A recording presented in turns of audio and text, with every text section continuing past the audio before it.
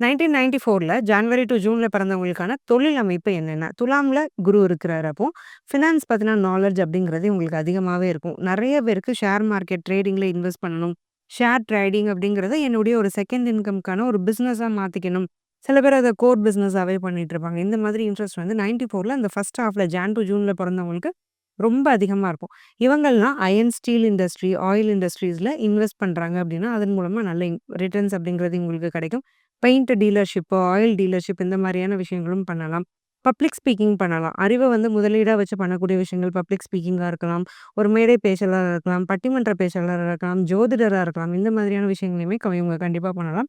இன்னொரு குறிப்பான ஒரு இண்டஸ்ட்ரி என்னன்னா man power. So man power supply அப்படிங்கிற பிசினஸ் இவங்க பண்ணாங்க அப்படின்னாலும், அதன் மூலமா நல்ல லாபம் அப்படிங்கிறது கிடைக்கும். பொதுவாவே இரும்பு, எண்ணெய், பெயிண்ட் இந்த மாதிரியான பெட்ரோல், திரவம் இந்த மாதிரியான விஷயங்கள் தான் வச்சு இவங்க ஒரு தொழில் பண்ணும்போது டீலரா இருக்கலாம், மேனுஃபேக்சரரா இருக்கலாம், இல்ல அதுல இன்வெஸ்ட் பண்ணலாம். இந்த மாதிரியான விஷயங்கள பண்ணும்போது, இவங்களுக்கு அந்த தொழில்ங்கிறது ரொம்ப சக்சஸ்ஃபுல்லா அமையுது.